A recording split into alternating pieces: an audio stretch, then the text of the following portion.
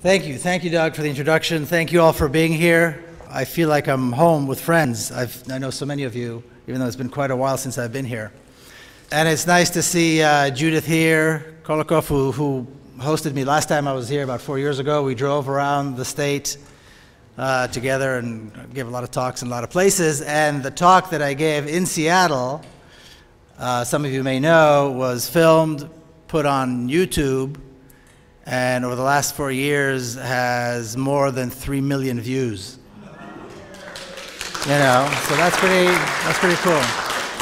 So that's one thing that's happened over the last 4 years. We got a lot of people viewing this, that talk, which is good.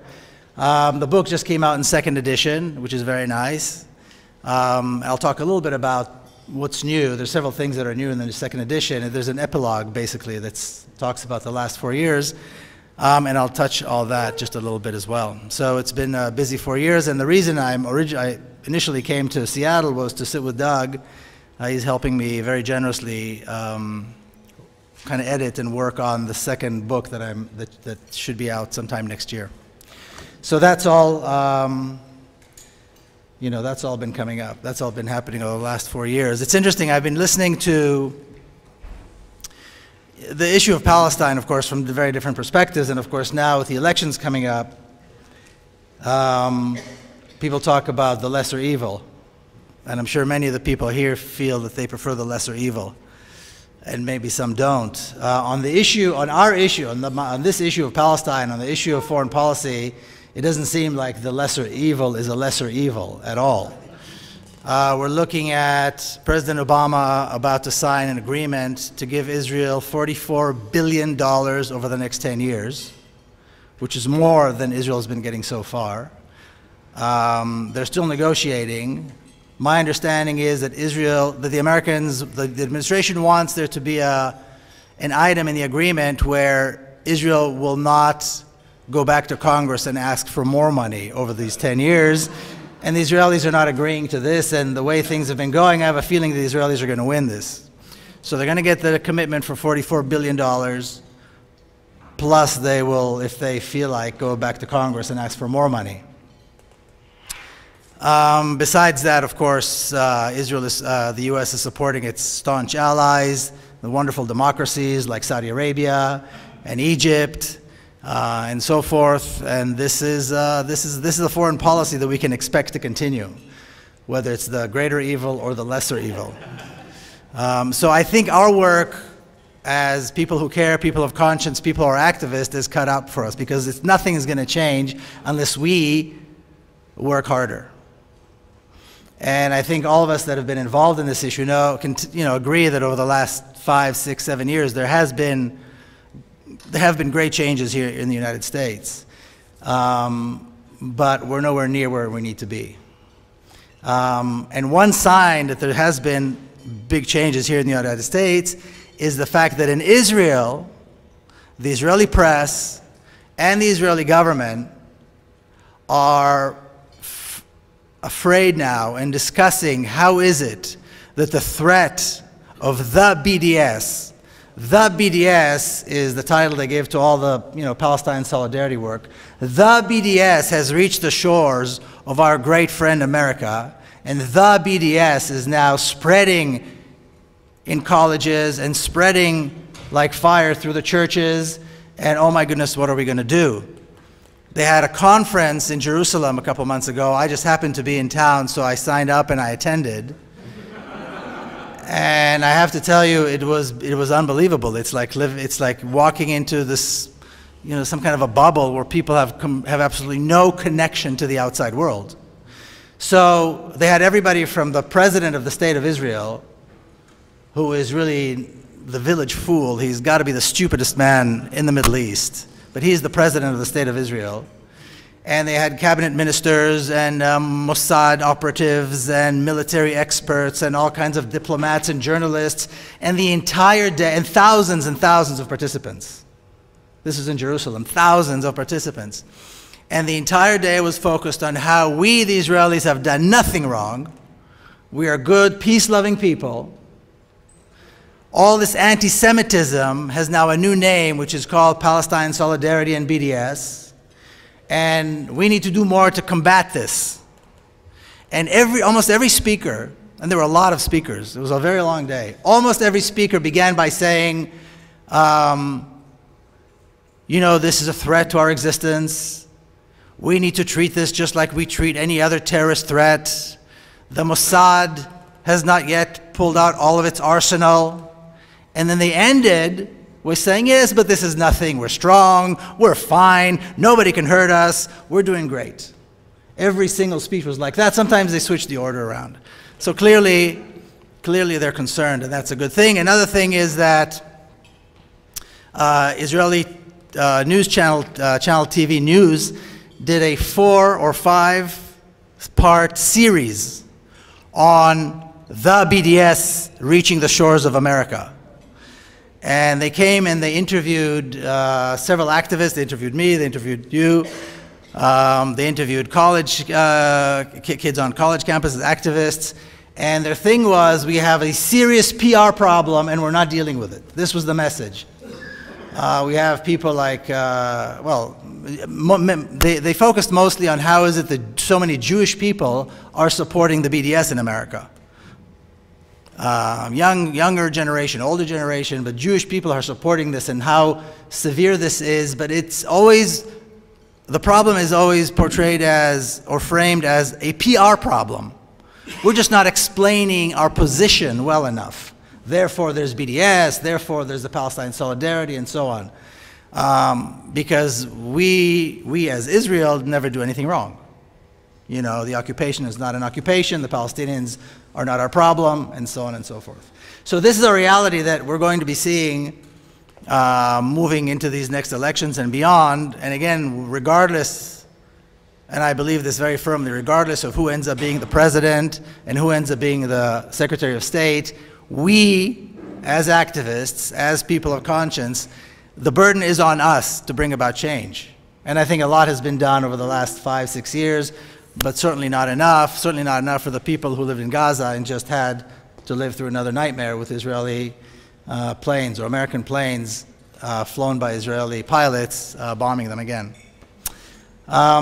So that's kind of where we stand. And again, I encourage everybody to become more involved and work even harder in order to bring about the change that we need. And I'll talk about what that change should look like, or what I think it should look like tonight. There's a question that I think is, needs to be addressed. And that question is this whole issue of, is it Israel or is it Palestine? Or is it Israel and Palestine? And is Israel and Palestine in one place or two? And I think a lot of people kind of struggle and wrestle with, how do we define, what do we call the place? Because usually people will say, well, I've been to Israel and I've been to Palestine. Well, what does that mean? This thing happened in Israel and that thing happened in Palestine. And where exactly is Israel and where exactly is Palestine? And why are we talking about it as though these are two places? I think it's are we I didn't realize we're having a wedding here as well. Okay. So is it one country or two? I think everybody here. By the way, how many people here have been there? Whatever you choose to call it. Okay, so most of you know what I'm talking about. So is it one country or two? I think the answer is clear. It's one country with two names. I don't think that's a secret anymore. All of it is Israel, if you call it that, but certainly all of it was Palestine. Is it a war? Is it a war that's taking place there, or is it a struggle for freedom and justice? We have to define these things so that we are clear about how we move forward. Now, how do we resolve this, whatever it is? If it's a war, or if it's a struggle, do we resolve it through peace talks, or do we resolve it first through resistance? I'm sure many of you have heard of Mats Gilbert, the doctor, the Norwegian doctor. Everybody know who Mats Gilbert is? Okay, you should, if you ever have a chance to watch his talks on YouTube, or when he's in town, or if he's in the country, go listen to him speak. He's a doctor, a Norwegian doctor that worked for many, many years on and off in Gaza, in southern Lebanon, with Palestinian refugees and so on. And he was there during the 2014 attack on Gaza, and then he left, and when he wanted to come back, Israel didn't let him go back into Gaza. He's banned. And I meet him in many places. I met him recently in Iceland. And we're talking, and he said, it's interesting how people frame the conflict. Or, here I did it again, frame what is happening, the reality in Palestine, and they call it a conflict. He said, if anybody in Norway defined the German occupation as the German-Norwegian conflict, they would be thrown out of the room. But here we have no problem calling it the Israeli-Palestinian conflict. Some even call it a war. So it's important that we define for ourselves what it is and then express it like that. Express it clearly. And then move on and do whatever we need to do in order to bring it to a resolution. But as long as we waver, it's Israel, it's Palestine. Well, if I'm in Ramallah, I'm in Palestine. But if I'm in Jerusalem, am I in Israel? Or am I in Tel Aviv? Is it Israel or Palestine? Is Tel Aviv a settlement, or is only Kiryat Arba a settlement? You know, all these questions are, I know that a lot of people have them in their mind, and they're not always as clear as they should be. So I think we need to be very clear about what it is that's going on, how we express it, how we talk about it, and then what we're going to do, if we care enough, to do something to bring about change. I really like that hat that, I mean, you may have seen it. You know Donald Trump's hat, Make America Great Again? So somebody did a hat, the exact same red hat with white lettering, Make Israel Palestine Again. And I find it, I really like that. I think that works very, very well. Because Palestine was a place of tolerance, and Israel is a place of intolerance. And that's just to keep it short. So in order to try to make it clear, what is going on today, what happened, how did it start, I think we need to sum it up for ourselves. I'll try to sum it up tonight. So we all know it began, or something began in 1948. Now when people talk about the occupation of Palestine, they usually talk about 1967. And the discussion, the narrative is always, well, the occupation of 1967. The Palestinian occupied territories are the part of Palestine that were occupied in 1967. Some people are talking about next year, in 2017, the 50th anniversary of the occupation. So what happened in 1948? Between 1948 and 1967, that area in which Israel was established, what about that? Is it gone? Disappeared? Millions of refugees? Hundreds and hundreds of towns and villages destroyed? Was that just, I don't know, just empty land that the Jews came and made blossom? Is that really what it is? So I think it's important to be clear. The occupation of Palestine began in 1948. And we are going to be commemorating next year, not the 50th, but the 70th year of the occupation of Palestine. Now, something did happen in 1967, of course, but it wasn't the beginning of the occupation, it was the completion of the occupation. In 1967, Israel finished the job of the occupation of Palestine. And when you listen to what the Israeli generals of 1967, among whom my father was a member, the way they talk about what happened in 1967, they define it as finishing the job. Finishing the job. Because they couldn't finish it in 1948 for reasons that had more to do with internal politics of the Zionist movement and the new state of Israel than anything else. So they waited 20 years.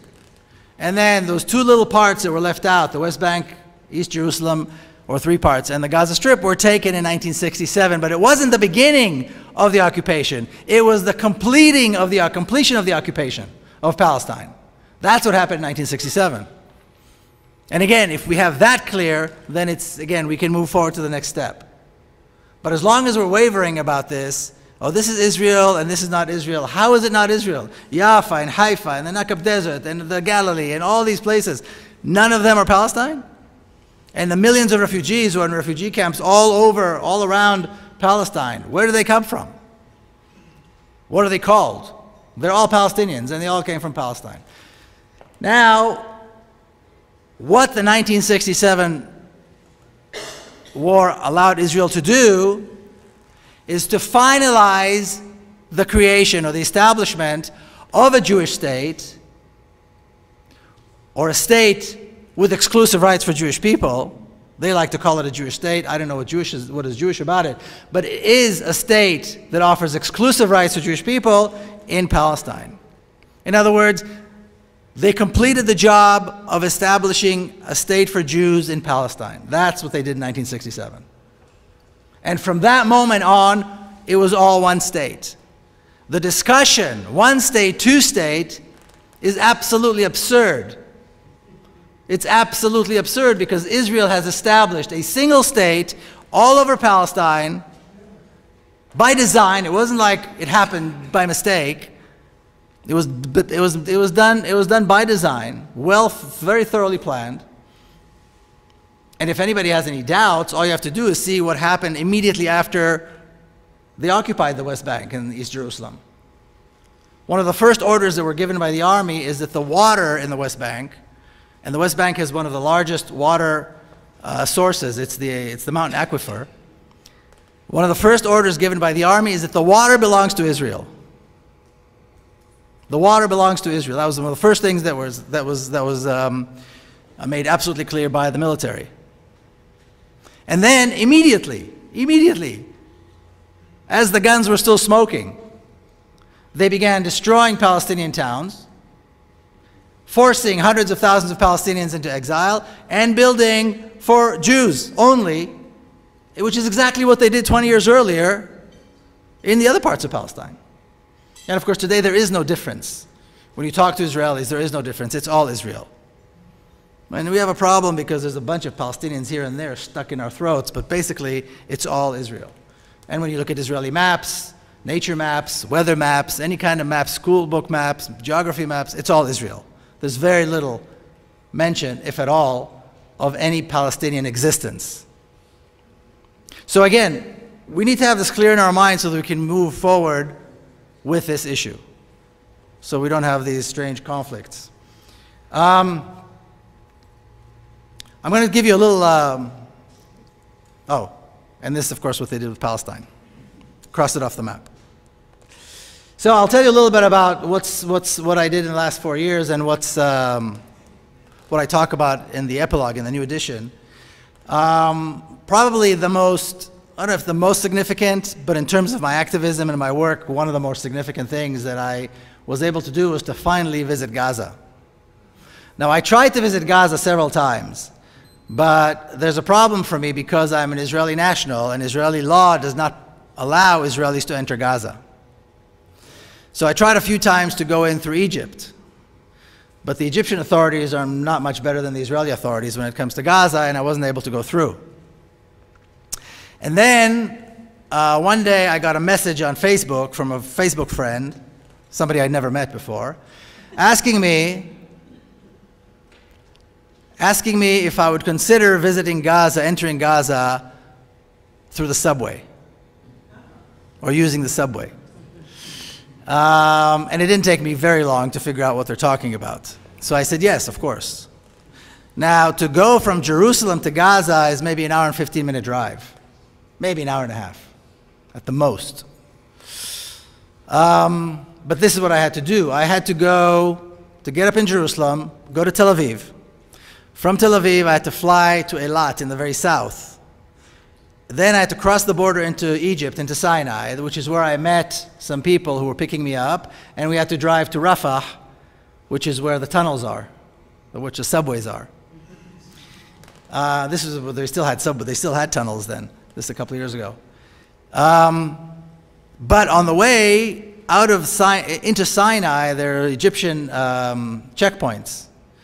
And the Egyptian officers at that particular checkpoint didn't feel like letting us go north the way we should have gone. They said, no, you can only go south towards the resorts and the hotels. And there was nothing anybody could do. I mean, you can't argue with them, and you can't just go anywhere. You have to have a permit to go anywhere you go. So we're going south, and what are we going to do? We can't argue with the guy, but luckily the driver discovered that if he goes far enough south, then there's a road that he can take that eventually goes and meets the road that goes north. So it was supposed to take about 3-4 hours. It took us 14 hours. So by then, I don't know, we're sitting in Rafah already. And by the way, Rafah on the Egyptian side, I think it's probably even worse than Rafah on the Palestinian side, on the Gaza side. It's beyond belief.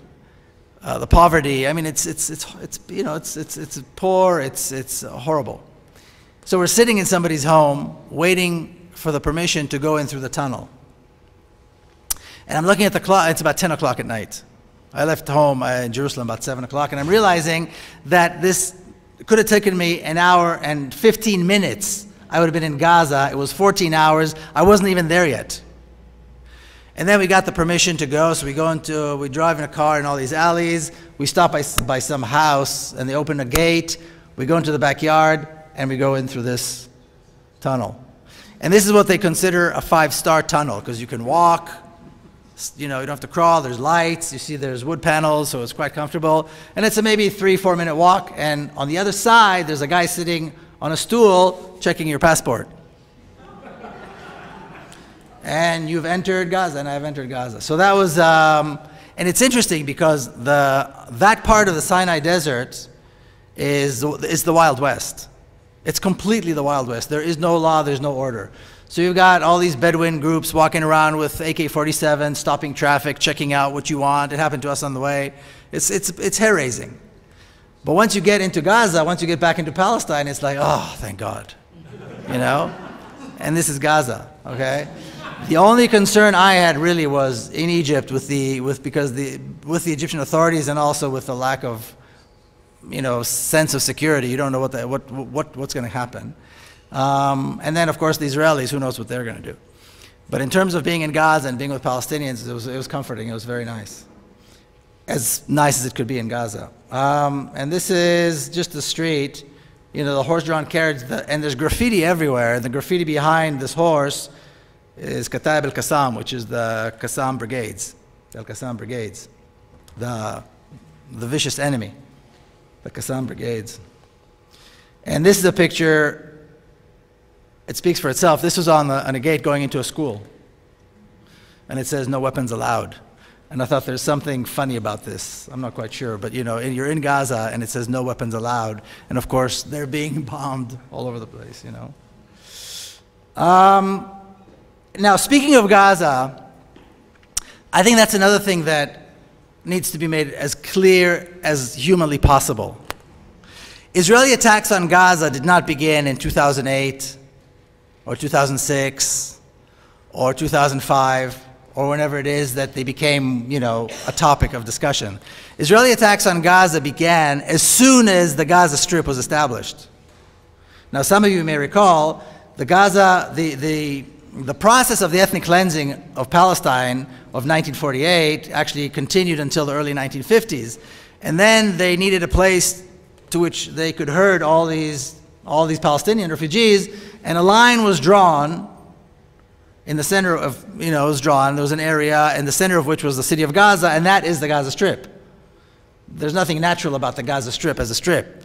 Israel drew a line and said, this is where we're going to push all these people, and that was it. Overnight, there was a Gaza Strip. And this is the early 1950s, and pretty much as soon as the Gaza Strip was established, again, in the early 1950s, Israeli commandos began attacking Gaza Strip. Now, there was nothing there.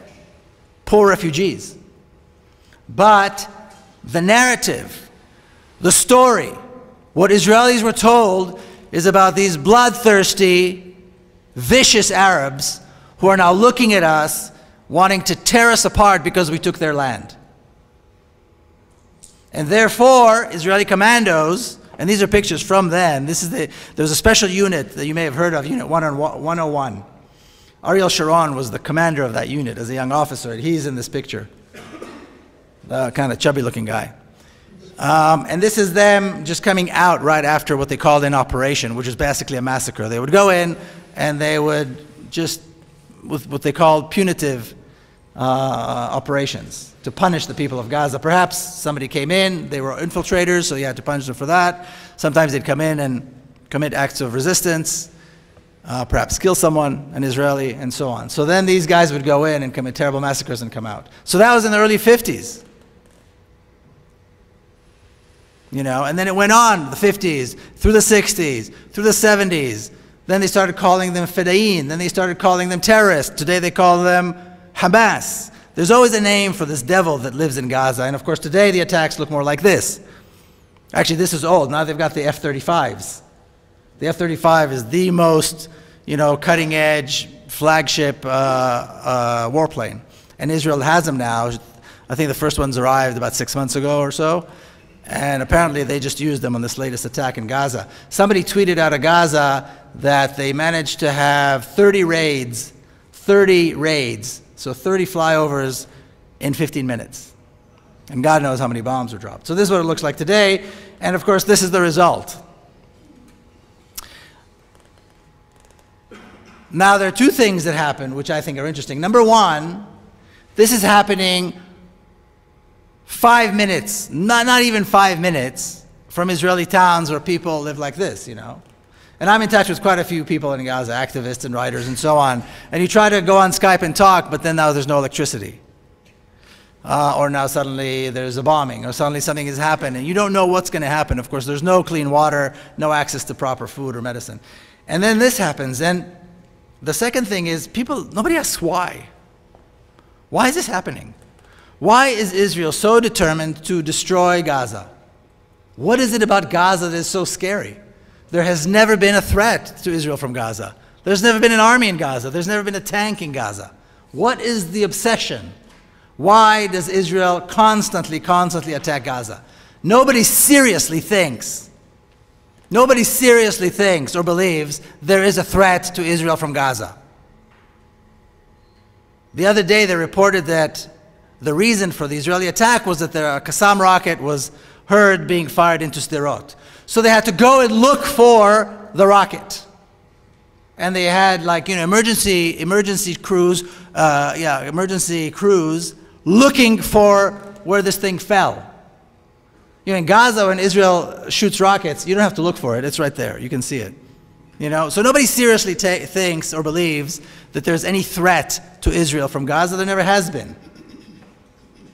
So what is the obsession? And I think the answer to that is the fact that the existence of this human tragedy points very clearly to the fact that there is no legitimacy to the state of Israel. That a state whose existence created such a humanitarian catastrophe, such a horrible tragedy. And we're not talking about 1,000 or 10,000 or even 50,000. We're talking about 2 million people, 5 minutes away from Israeli cities where everybody's living like this. Perfectly fine. You wouldn't dream of not having water in the tap or electricity when you turn on the light. So there are only two options. One option, open the gates, allow the refugees to return to their homes, pay to rebuild what was destroyed, and create a normal kind of existence. But we can't do that because Israel doesn't want the Arabs back. We don't call them Palestinians, we just say Arabs. In Hebrew, Arabs is kind of demeaning. It's almost like saying nigger. Almost. So we don't want them back.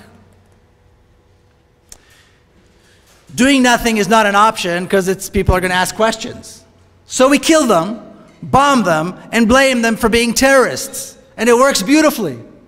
It works absolutely beautifully. The world eats it up. Israel is bombing and bombing and bombing, murdering innocent civilians on prime time in one of the most highly visible places on earth. And everybody in America and everybody in Europe talks about Israel defending itself. Self-defense. From what? Self-defense from what? Self-defense. End of story. The Europeans, everybody here in the US, every talking head, every politician, it's self-defense, it's fine. And they're getting away with it. And this is the obsession. And it's not going to end. It is not going to end until the entire issue is resolved. It's not going to end until the entire issue is resolved. And I'll tell you what that means, what I think it means in just a second. But of course, Gaza is not the only place where there's a problem. Life in Jerusalem is absolutely horrifying for Palestinians. Some Palestinians even say that it's worse in Jerusalem than it is in Gaza. Because at least in Gaza, they don't have to deal with the soldiers and the Israelis all day long and every day. So you've got young men being stopped and frisked all the time and everywhere and any time and arrested. Of course, we have them shot and killed also constantly at any time and place that the soldiers feel like pulling the trigger. We have this new nonsense called child terrorists. So this is one such child terrorist that was shot by the Israelis so badly that they had to amputate his leg. He's 13 years old. So we went to visit him at Hadassah Hospital. Can you imagine just even saying a 13-year-old terrorist? And until we came, he was actually handcuffed to the bed. Now his leg is destroyed. He can't walk, let alone run. But he's chained, he's handcuffed to the bed. And just a little before we came to visit him, they decided, okay, well, maybe we don't need to handcuff him to the bed anymore. You know? It's an absurdly violent reality that Palestinians have to endure. This is the road to Hebron. I'm sure many of you have been to Hebron. You've gone through the road, that famous Etzion intersection. So the last time I was there, this is just a couple months ago. So they always have a lot of soldiers there because it's an intersection where many of the most vicious settlers live, and there are many Palestinian towns and villages there. Of course, this leading to Hebron. Now, not only is there a heavy army presence, but now they have actual snipers at about 8 or 10 points around this intersection. And I don't know if you can see that very well. They're actual snipers sitting with their eye on the sight and their finger on the trigger all the time. At 8 or 10 points all around this intersection, ready to pull the trigger. Now, they're not looking for somebody who looks like me, so when I drive there, I'm relatively safe. But you can imagine what it must be when you're a Palestinian trying to drive through, and you have to drive through there. This is the road that leads everywhere. This is really the main intersection going into the southern part of the West Bank.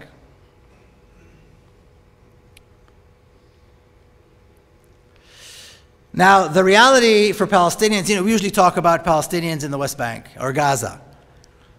There are the Palestinians who are Israeli citizens, the Palestinians of 1948, which very rarely is talked about. There's an excellent book by Israel Palestine, who I understand is coming to visit, that very few people know about, and I strongly recommend. It's called The Forgotten Palestinians. And it's about the reality of the Palestinians who remained on the land and became Israeli citizens. The reality in which they live is so different than the reality in which Israeli citizens, Jewish citizens live, that there's no way for Israelis to even know that this exists. The best comparison, and this is a comparison that Ilan Pape makes in the book, and is very accurate. He says the model by which they live is the same model by which Arab regimes or Arabs in other countries live in their regimes. Their life is completely controlled by the Israeli secret police, by the Shabak. Every permit, every movement, every step, every application, they have to go through the Israeli secret police, and they really are in charge of their life. Never mind the laws, dozens of laws that discriminate against them and so forth. So that's the reality of the Palestinians inside of 1948. It's a choking, restrictive life. And again, The Forgotten Palestinians, I strongly recommend. But what I think is even less talked about is the reality in which Palestinians live and Muslims and Arabs live here in this country. And that is the topic, like Doug was saying, of my next book about the Holy Land Foundation. The reason I talk about the prosecution of that particular organization is because the Holy Land Foundation was the largest Muslim charity in America. It was a highly regarded, highly respected, highly successful charity organization, respected all around the world, led and run by people who were respected all across the country and in the Arab world. And bringing them down caused such damage to the Muslim and Arab and Palestinian community in America that is, again, it has to be told. It's a story that people it has to be told. the purpose of the establishment of the main purpose of the Herland Foundation was to provide aid to Palestinian refugees, Palestinian orphans, and this is coming from people who are immigrants themselves, came to America, made a life for themselves, developed a community, and now felt like it was time to give back. It was time to give back to the old country. And God only knows Palestinians, not only in Palestine, but in refugee camps around Palestine, needed this. But they didn't only focus on that. They helped Palestinians, they helped people around the world besides that. When they were closed down after 9/11. George W. Bush, in December of 2001, just after 9/11, came out and declared that this was a terrorist funding network, and that we finally closed down the major terrorist funding network. Their assets were seized. Later on, they were prosecuted, and now they're in jail. And in one affidavit, a social worker from Gaza was trying to describe how important they were to the community. They didn't help Hamas, they didn't deal with terrorism, they didn't do any of that nonsense.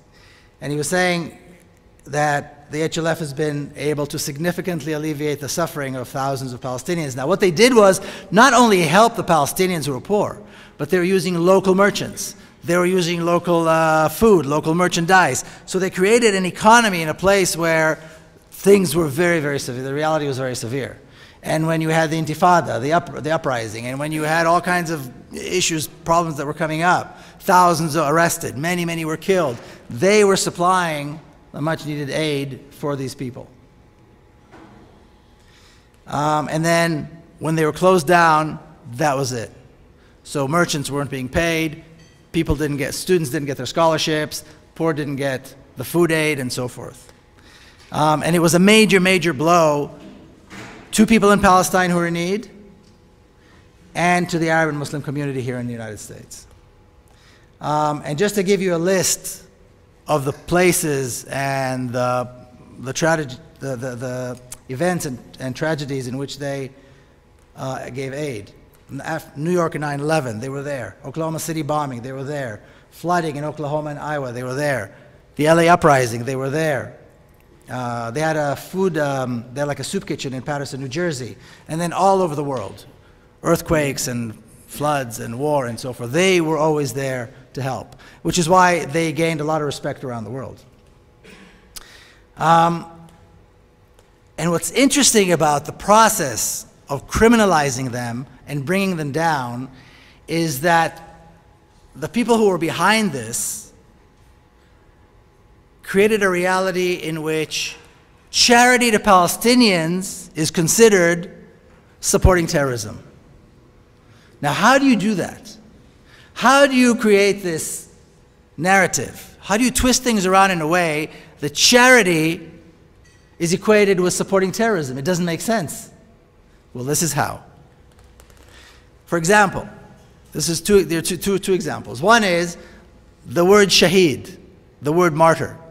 When they were helping orphans, then, or in order for them to give aid to orphans, they were given lists of children with all the details, their age, the family situation, income, how the father died, and so on. Well, in Arab culture, you don't say that somebody died in vain. So very often, people are called a martyr when they die, regardless of how they died. But martyr is almost like a term of respect for somebody who died. They died for some cause. Nobody dies in vain. So all of the names of all the description of the fathers were that they died as martyrs. Well, the definition that Israel gave martyr, and the definition that was accepted here in the United States for shaheed martyr, is suicide bomber. And they said, you see, they are helping the children of suicide bombers. They're encouraging suicide bombers, because by giving them money, they're encouraging the fathers to go and blow themselves up to give their kids money. You see that? It turns out of about 194 Palestinian suicide bombers, not one Palestinian suicide bomber had children. Not a single Palestinian suicide bomber had children. But why ruin this great story with the facts? These were young men and a few women who had no ties, who had no family, who had no children. Now you have to put the genie back in the box. It's too late. They already said, Shaheed means martyr, means suicide bomber. Now they're also helping the families of prisoners. Israel has thousands and thousands of Palestinian prisoners, particularly during the Intifada. The number grows. Why are they in prison? Because they're terrorists. Israel doesn't imprison just anyone. They are in prison because they're terrorists, and now these guys are giving money to their families to encourage them to become terrorists with money. This is the narrative. Never mind the fact that according to Israeli sources, the vast majority of Palestinian prisoners in Israeli jails have never been charged with acts of violence. They're political prisoners. The vast majority have never been charged with acts of violence, and we're talking about the military court, where the bar is set very low. But again, why ruin a great story with the facts? And when the trial is in the northern district of Texas, and the jury sees a bunch of guys with beards, and they have Israeli experts, anonymous Israeli intelligence experts who were brought in order to testify, saying, oh yeah, these guys, they're all Hamas, they're all terrorists. End of story. So that's how they do it. Now, as part of the process of learning about this case over the last few years, I went and met with the lawyers who defended them. And John Boyd, he's an attorney out of Albuquerque, defended them. And this is a quote from him. And he said, please quote me on this. And this is not the worst thing he said about the judicial system and about the process. He says, the entire judicial system was taken hostage. The Constitution, laws, and government agency regulations were suspended. Pressure by Israel, post 9/11 hysteria, and the cowardice of the judiciary were behind this. And he said things that are far worse that I am going to put in the book, of course. But judge after judge, appellate court after appellate court, saw that things were wrong, saw that the evidence against them was nonsense, but said, yes, but the government said it's national security, so off we go. You know. And because of this, 5 men are in jail. 3 of them I already met in prison. I was supposed to meet a 4th one, but the prison authorities, for some reason, took away my permission to visit him. It's a very complicated process. This is Abdurrahman Ouda. He was in New Jersey, working in New Jersey, got 15 years. This is Mufid Abdul Qadir. He is the brother of Khalid Mash'al, who is the political head of Hamas. He really did not even work for the Holy Land Foundation. He was just a volunteer who would show up at events, but it's a good story because of his brother. So he's in there for 20 years. Shukri Abu Bakr, who was basically the CEO, he got 65 years. 65 years. And the 2 other ones, Ghassan Elashi, also got 65 years. And Muhammad al-Zain, who was actually from San Diego, got 15 years. Now, all of these guys are, I'm 54, the youngest one among them is 57. So when you're 57 and you get 65 years in prison, or even 20 years in prison, that's a lot. So this is a story that Americans need to come to understand, because I think there's a sense in America still, even today, that the judiciary is kind of unaffected, uncorrupted. Maybe that has some problems, but basically it's not like the politicians. But it's not true. The long reach, and I know this sounds maybe a little strange, but the long reach of the Israeli lobby and the pro-Israeli groups in America have tainted and contaminated the judicial system. And the Holy Land Foundation case is only one. It's only one of many cases, but I think it's the most important because it was the biggest. So that's what the next book's going to be about. Now there's this issue, Doug and I talked about this on the way. There's this issue of we are all against violence. And so we should all talk, and we're all for dialogue, and we're all for sitting together and discussing in dialogue and so forth. God forbid that anybody would talk about resistance. God forbid that the Palestinians would dare to stand up and resist. God forbid that they would dare tell Jews that they don't want them in their country, let alone from time to time maybe try to kill a soldier who is there illegally, who is there in order to kill them. Resistance is not for Palestinians. Palestinians are allowed to be victims and they're allowed to be terrorists. But God forbid that they would be resistance, fighters of resistance, or that they would be heroes. You know, in 2014, Israel put in a lot of ground troops into the Gaza Strip. Too many. So the casualty count became pretty high. 65, 67. So then they began to pull back. And when you hear the stories of the young Palestinians who are fighting on the ground, if they were not Palestinians, they would be heralded as heroes. We would know every single one of them by name. But Palestinians are not allowed to be heroes. They're only allowed to be terrorists, and when they kill an Israeli soldier, they're terrorists. And if they abduct an Israeli soldier, then they're kidnappers. You don't kidnap a soldier, you kidnap a child. But that's the reality. So God forbid that Palestinians would be engaged in resistance, and God forbid that we would support it. Because all Palestinian resistance is terrorism, and if we say that, God forbid. And there's a great quote from Frantz Fanon that I like to show, and I think it's important to realize because it fits this situation so perfectly. It fits the reality that Israel has created so perfectly. He says that colonialism is not a machine capable of thinking. It's not a body endowed with reason. The idea that we can negotiate with the state of Israel for peace is science fiction. It's science fiction. And he says colonialism is naked violence and only gives in when confronted with greater violence. The 20-year brutal occupation of southern Lebanon only ended because Hezbollah was able to kick the Israeli army out more than once. But Hezbollah are terrorists, so we can't say that. But that's the only reason the occupation of southern Lebanon ended, is because Hezbollah's resistance, armed resistance, worked. The only reason the French left Algeria is because the Algerian resistance, very violent, worked. And there are other examples. So there's something to be said about this. Certainly here in America, they praise the revolution and how they fought to get the British out. So it's all, I guess it's a matter of geography if somebody's a terrorist or a freedom fighter.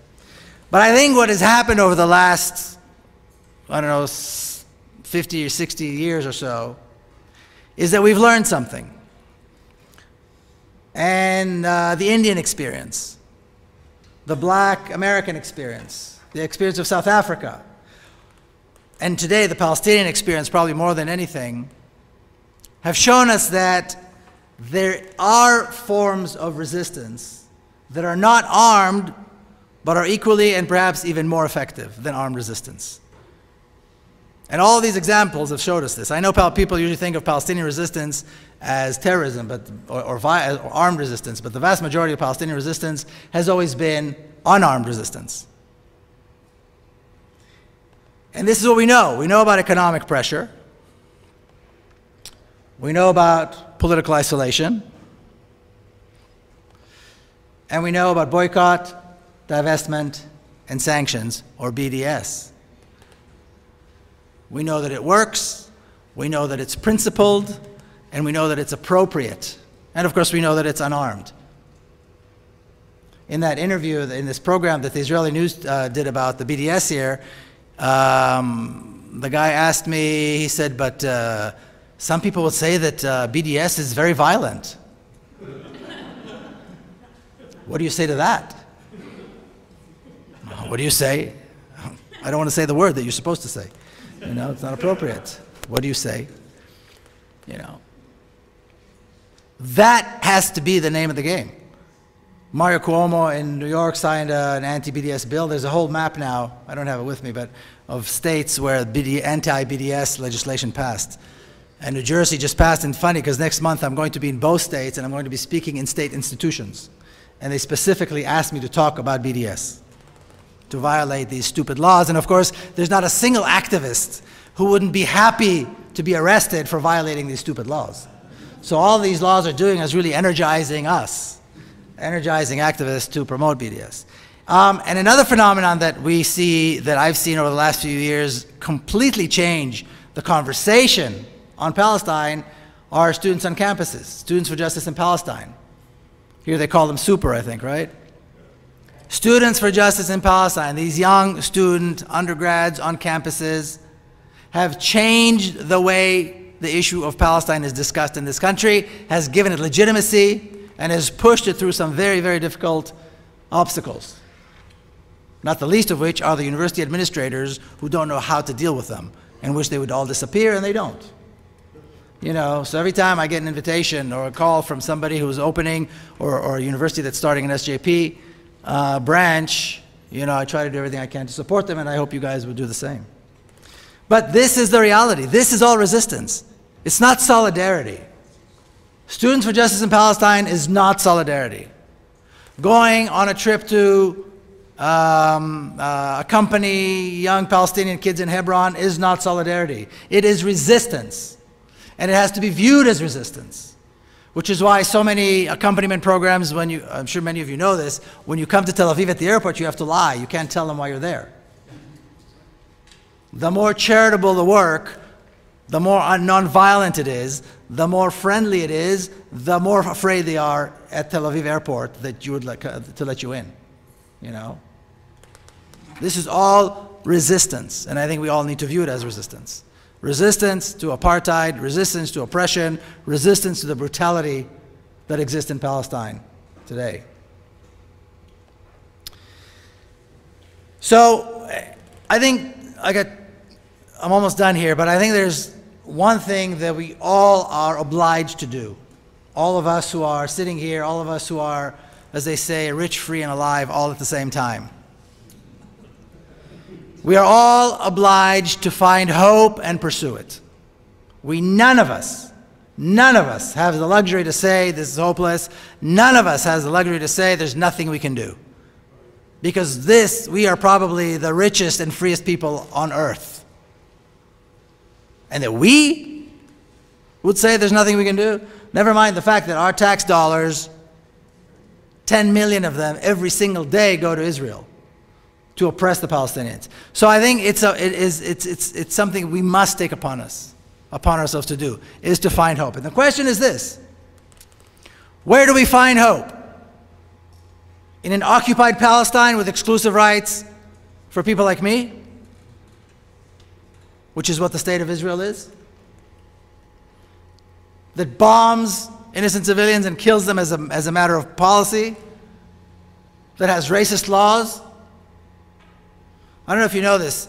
There are about 12 million people living in Palestine. Palestine/Israel, I suppose, okay? 12 million people. About 6.2 million of those are Palestinians, making the Palestinians a majority. And you can ask Ilan Pape about this when he comes. The majority, the Palestinians, are allocated 3% of the water in the country. Because Israel has its own water authority that governs the water supply and allocates water. Palestinians, who make up the majority of the people, are allocated 3% of the water. So you never know if you're going to have water in the tap. Or you may know that you have about 12 hours per week. And if you've been there, you know that across the street, literally, there is an Israeli town, a Jewish town with green lawns and swimming pool. You wouldn't dream of being in a Jewish town where there's no water in the tap, or taking a shower 3 times a day if you want. This is Israel. There is no other Israel. I was talking to somebody, a J Street representative, the other day. You know, they have this idea of this pie in the sky, kind and generous, peace-loving Israel. It doesn't exist. It never existed. So, is there hope in that? That's a decision a question we all need to answer for ourselves. Or perhaps we can find hope in a free, democratic Palestine. A Palestine with equal rights, a Palestine with respect for human rights, a Palestine with justice and freedom. Which of these two possibilities presents more hope? Because these are the only two options. In colonialism, with racism, you're either for it or you're against it. There is no gray area. There's no gray area on these issues. We either oppose it or we support it. And here, particularly in the United States, if we do nothing, we support it. Here in America, if we do nothing about the injustice, we support it because it's our tax dollars. So which one of these two options presents hope? I would argue it's the second one. And I would argue that that is where we must focus all of our energy, all of our intelligence, all of our time, and all of our money on making, like I said earlier, making Israel Palestine again, establishing and replacing this racist apartheid regime that has been occupying Palestine for 70 years, 7 decades, into a democracy with equal rights. That needs to be the banner behind which we all stand. And I'm going to leave you with this image right here. These young Palestinian children live in a refugee camp. I took this picture. And I can promise you that none of us would be smiling if we lived in that camp. None of us would be smiling if we lived in that camp. None of us would be smiling if we even walked into that camp and spent 5 minutes there. But this is Palestine.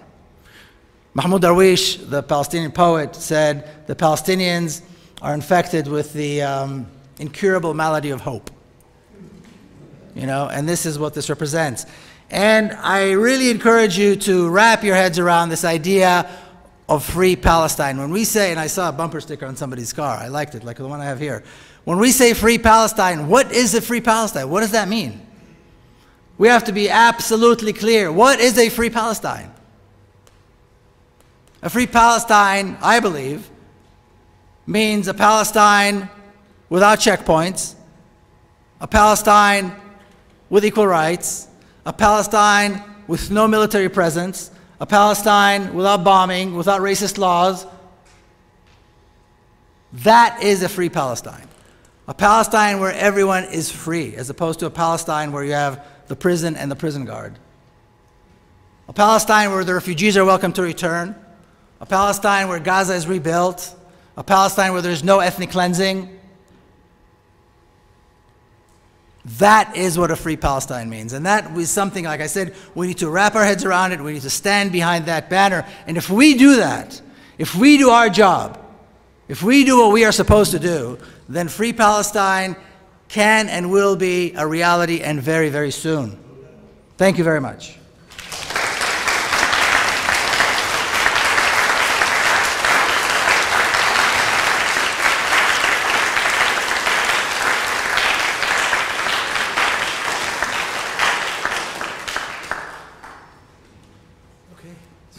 Time for questions and answers, about 15-20 minutes. Let me just preface that by saying, when I say questions, I mean questions. I don't mean speeches.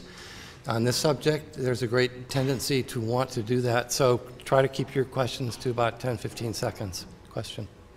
Okay. Well, thank you for your concern about my personal safety. As far as I know, I'm fine. I'm safe. I've never been threatened. If somebody wants to follow me or track me, it's very easy. Everything I do is public. My speeches are on YouTube. Everything I do, I post. So it's really not that hard to track me. And if they do track me, if they want to spend their money and their resources on it, they're welcome to do so. But I don't feel any threat. I think part of it has to do with the fact that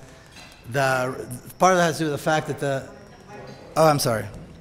The reason I feel that my personal safety is not in any kind of, there's no problem when I'm there, and you mean by the Israeli authorities, I'm assuming. You have been in prison too. Well, I haven't been, I've been arrested and I've been on trial, but this is only because I was at a protest causing as much trouble as I could.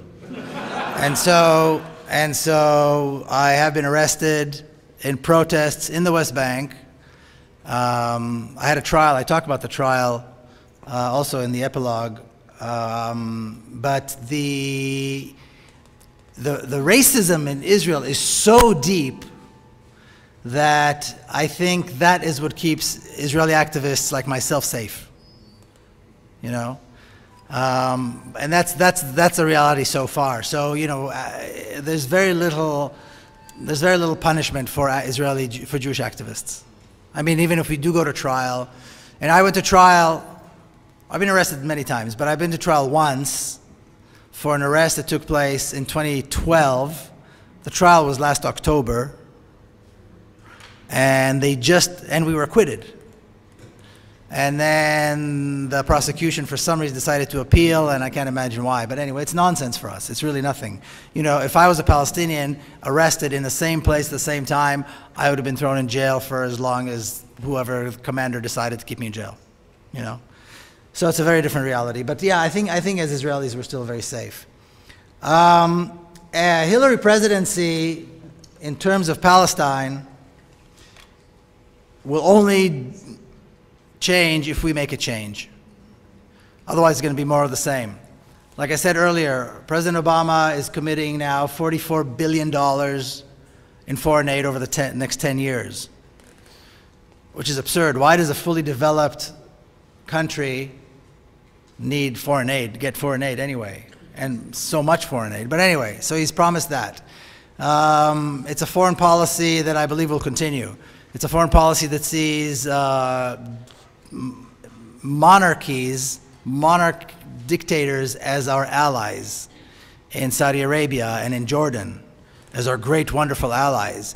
It's a foreign policy that says, on the one hand, we will not forsake our Egyptian friends, yet support the coup leader, the leader of a military coup, instead of supporting the democratically elected president who is in prison. So are we forsaking the Egyptian people or not? You know, and we know, and everybody knows very well that in Egypt, the military commanders take the foreign aid into their pockets, and they also get about $2 billion a year. And that's not going to change. This is the vision of the foreign policy of a Hillary Clinton policy. It's not going to change unless we force it to change. Apartheid in South Africa would not have fallen unless people had forced it to fall. Jim Crow would not have ended unless there was a movement to end it. None of these things are ever going to change top down. Never. Politicians will only do the right thing if they're absolutely forced to do so. And it's our job to force them to do so. So if you want, I personally think, and I may be going out on a limb here, but I personally think Hillary Clinton is going to be the last Zionist president. I really think that. I think this last campaign, when the AIPAC convention took place in Washington, D.C., the candidates went, all but one, of course, all but Bernie, went, but with some reluctance. I think 4 years from now, the next presidential cycle, I don't think they'll be going to speak at AIPAC anymore. And I really think that Hillary is going to be the last one, but we're going to have to make it happen. It's not going to happen if we sit and do nothing. We can make it happen, and I believe the momentum is there, and I believe the movement is there, based on the changes that we've seen over the last 5-6 years. But it's not going to happen on its own, and it can change or not change based on what we do. But in terms of the vision of foreign policy, this is the vision of the foreign policy. There used to be, I'll just give you another example. There used to be a group of countries that Israel defined as the refusal front. It was before the axis of evil. It was the refusal front. And that's what Israel called these countries. They were countries that refused to deal with Israel and refused to deal with the United States. Okay, you ready for the list? Iraq, Syria, Libya, Yemen. All of these countries are now in rubble. All of these countries are now destroyed. Okay? So there's a foreign policy here which is very, very dangerous to people, to other people. And supports, definitely, clearly supports a very myopic Israeli agenda. So I think we need to do something about that. And if we do, it'll be good for everybody. And if we don't, then I think things won't change.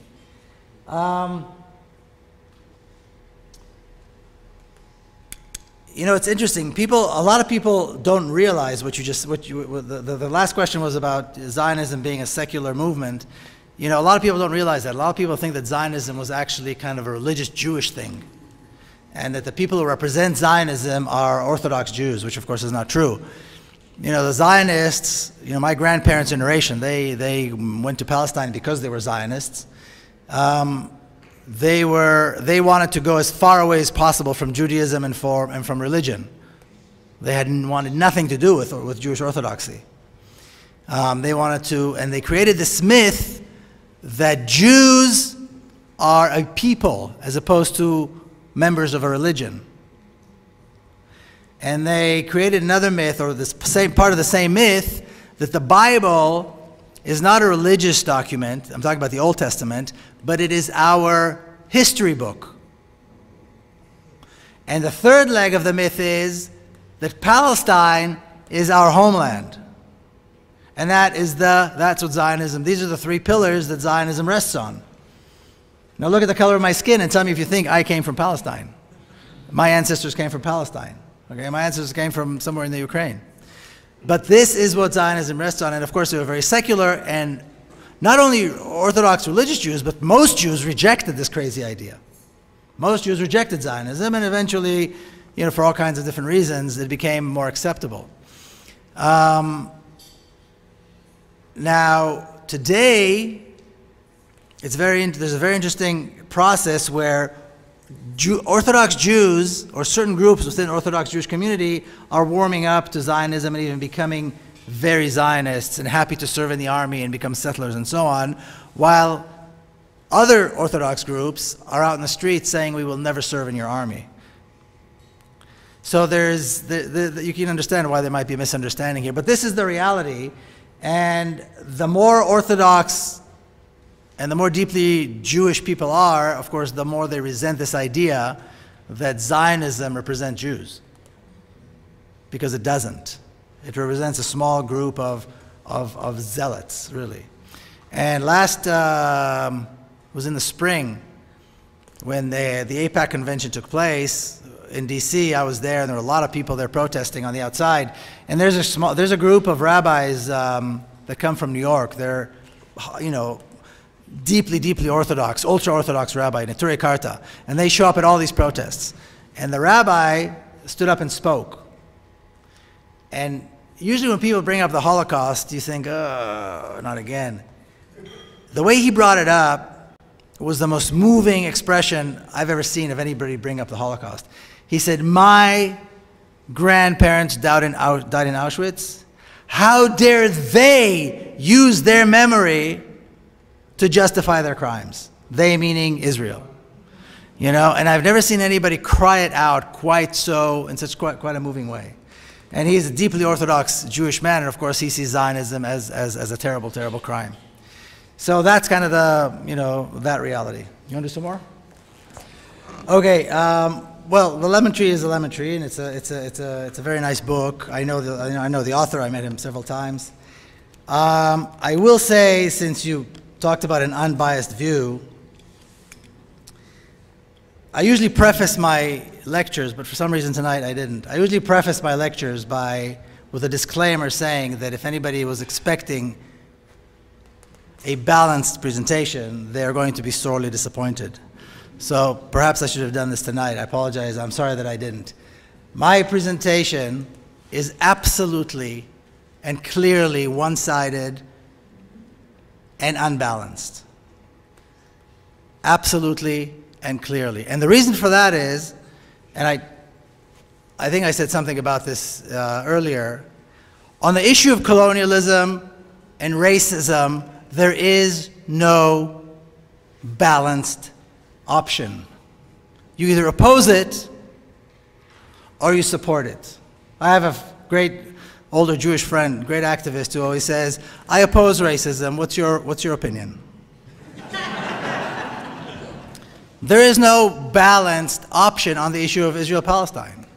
The problem was caused by one side, perpetuated by one side, continues because of one side. The violence is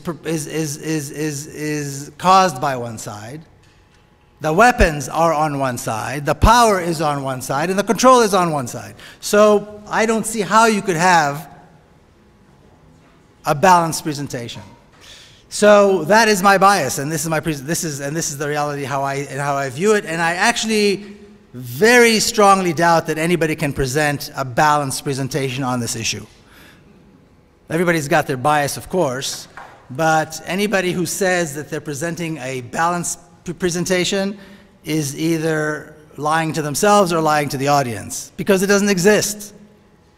You know, you're either a racist or you're not, or you're against racism. That's it. And on this issue, it's the same thing. It doesn't matter if we're talking about blacks and whites, if we're talking about Palestinians or Israelis, or if we're talking about any other issue. I think it's very, very clear on this issue, and that's why my presentation is the way that it is. So that's about the non-biased view. There's no such thing, I think, as a non-biased view. How do you make Americans care about anything? Well, you know, that was basically your question, right? You know, what Israel was able to do, actually it wasn't Israel, it was even before the State of Israel was established.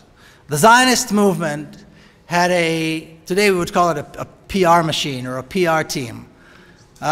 These were some very, very intelligent, highly educated, white men, and maybe one woman, Golda Meir, who would travel around the world and convince the powers that be that Zionism is the right thing.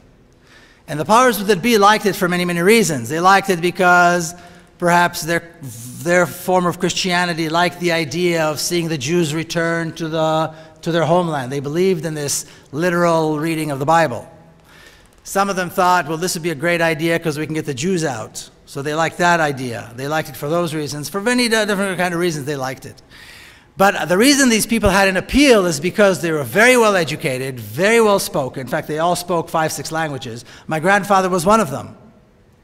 And they would travel around the world and they would discuss the issues of the Jews in Eretz Israel, in the land of Israel, before there were any Jews there practically. I mean, when my grandfather started, I have a poster at home advertising a lecture my grandfather gave in Kiev in 1920. And it is, you know, Dr. Avraham Katznelson will speak about the issues of the Jews in the land of Israel. In 1920, there were maybe 20 Jews in the land of Israel. You know, there was a very small Jewish community in Palestine at the time. The Jewish community grew only a little bit later. So that, and they were very convincing and they were very strong. They were the beginning of what we know today as AIPAC. And they did a remarkable job in making it seem like there is nothing more important than supporting these poor Jews to reach their homeland and then thrive in their homeland. And today in America, not only in America, but we're talking about America, when you look at the media, when you look at education, when you look at cultural events and basically the culture, they have managed to influence so many aspects and facets of American life. You know, it's not to say, you know, the Jews are controlling the media. That's nonsense. What it is the Israeli PR machine has managed to create a reality where you don't have to convince people that voting for Israel is the right thing, because they've known it their whole lives. They saw it in their school books. They learned it in their churches. They saw it on TV. They hear it in the news. Israel is the good guy. Israel is like us. And then look at how Arabs are portrayed. Look at how Palestinians are portrayed. You know? So that comes before anything. Now, America, as I'm sure you know, is still a very segregated place. So if you're rich and white, you don't come across a lot of black or colored poor people. So it's a very easy sell, actually. And you're right, Americans don't care enough about issues of homelessness and issues of racism, and certainly in America, black lives don't matter, so, you know, we know that. That has proven to be the case for many, many years. But when you talk about Palestine, when you talk about Israel, you talk about the Holy Land, it's so romantic, it's so wonderful. Let's give them money, let's support them, let's give them weapons. And now, of course, they're fighting our war, because they are defeating the terrorists, and they've been defeating the terrorists all the time. You know? I remember after 9/11, somebody came up to me and said, now we all know what you go through. Now we are all like Israelis. And I'm thinking, you're out of your mind. You know, you have no clue what you're talking about. But that is the narrative. And it started way back then, maybe 100 or so years ago, and they have been very thorough and very diligent and very successful. That is what the Israeli lobby is about. It's not a bunch of guys with suits in Washington, D.C. You know, it's much, much deeper and much more thorough, and that's why the reality is the way it is today here in America.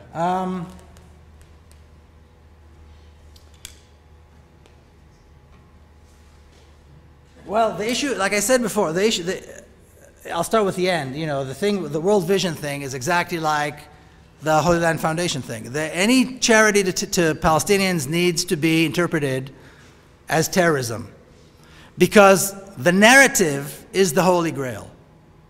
The narrative which said that we, the Jews, have returned after 2,000 years and we were persecuted and by so many different people, you know, throughout history, and the Palestinians are now terrorists and they want to kill us, and the Arabs are unreasonable and that's why they're trying to kill us, and everybody's anti-Semitic, and on and on and on. That is the narrative. Therefore, we are victims, but we also have to be strong, and we have nuclear weapons. We maintain this narrative, and we have to maintain this narrative for our existence. It is the Holy Grail. It is why people in Gaza are being killed. It is why World Vision is now, you know, this nonsense about the money going to Hamas. It is why the Holy Land Foundation had to be taken down. It is all for the sake of the narrative, because without the narrative, there is no legitimacy. The narrative is what gives Israel its legitimacy, and Israel has no legitimacy.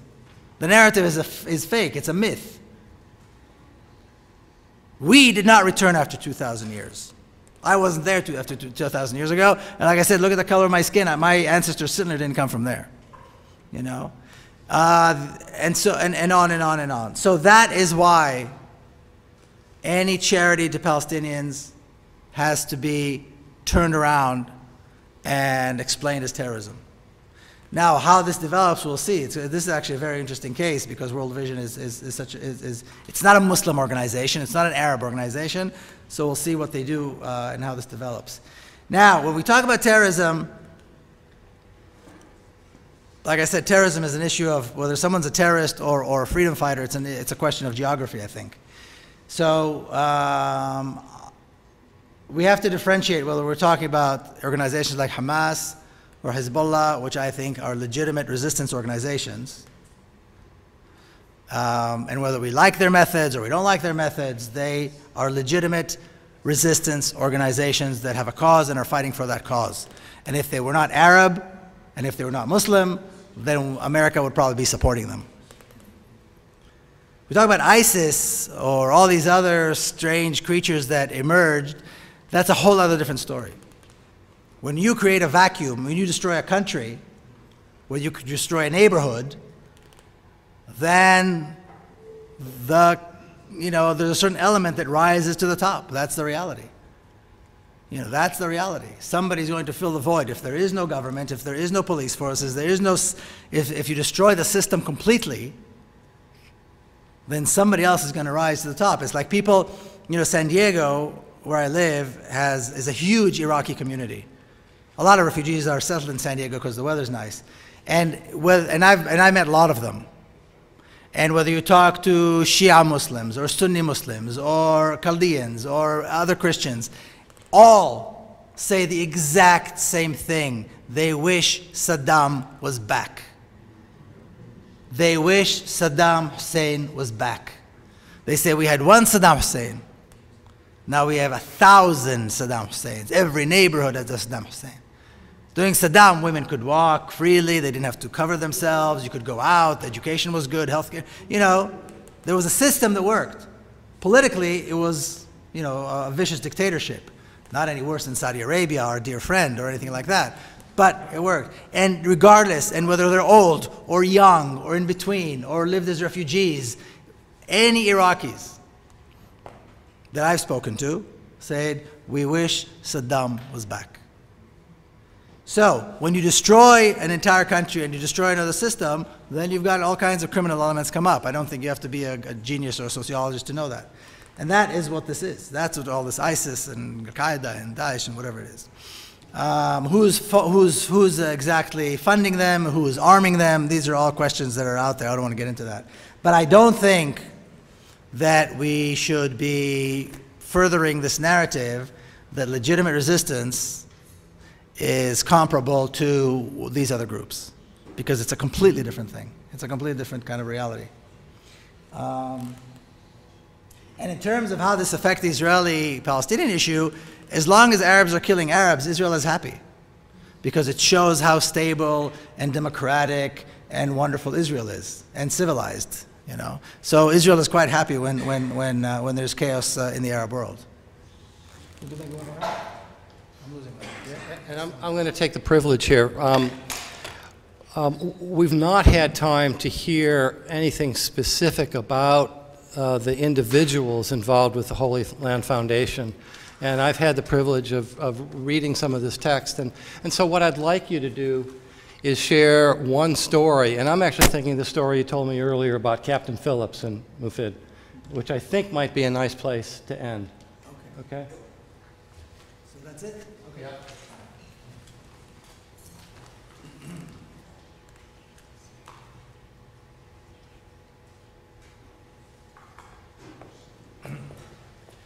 Okay, has everybody here seen the movie Captain Phillips? Or at least familiar with the story? Anybody know? Okay, I'll give you the thing. And then I'll tell you why it's relevant. Okay, the story of Captain Phillips, you may recall that several years ago there was this this issue of big tankers and large tankers, large boats, commercial shipping were being hijacked, I suppose, by Somali pirates. And what they would do is they would go out into the ocean, they would hijack the tanker, take control over it, take it back to Somalia, get the ransom money from the insurance companies, and then release them. And they did this many, many, many times. And at one point, I guess the US government decided they'd had enough. I guess the insurance companies had had enough. And they sent the Navy SEALs. And this one particular case, which the movie Captain Phillips was about, the Navy SEALs intervened. They killed the so-called pirates. These are young Somalis, you know, basically with a rickety little boat and AK-47s. And they arrested the captain, who was a 16-year-old Somali kid. He was sentenced. For some reason, the judge decided they were going to try him as an adult, even though it wasn't clear that he was 18. And he was given 34 years in prison. And he is at a special prison called Guantanamo North. That's what it's nicknamed. It's called the Communication Management Unit. It's a special prison that was created for terrorists in the US. There's one in Terre Haute, Indiana, and one in Marion, Illinois. And he's in the one in Terre Haute, Indiana. Now, why do I know this? The story of the Holy Land Foundation has so many facets and has opened my eyes to so many facets of the prison system, of what it's like to be Muslims in the prison system, of what it likes to be, you know, terrorists in the Muslims in the prison system, and so forth. So one of the gentlemen who's in prison, about which I'm writing, Mufid Abdul Qadir, I visited him a couple of weeks ago, a week and a half ago actually, in prison. He's in Kentucky now. Never mind, they move them from prison to prison all the time. And he told me that 2 weeks earlier, his wife received a letter from this kid who was the so-called captain of the ship, the Somali kid who was with him in the prison. Mufid was in that prison with him. What was the letter about? Well, when this kid came to the prison, imagine a kid who his entire life was homeless. From the age of 6 or 7, he was a child soldier. At some point when he was 14, 15, he figured out how to work the GPS, go out in the big ocean, bring in these big tankers, and collect millions of dollars. He never went to school in his life. Of course, the millions of dollars went up the chain of command to some warlord. That's what he did. So he was brought into this Guantanamo-type prison here in the United States. Nobody on the outside world that he can communicate with. His mother lives in Somalia, and he can't call her on the phone. You know, prisoners can have several minutes, you know, a week that they can talk on the phone. He's got nobody to talk to.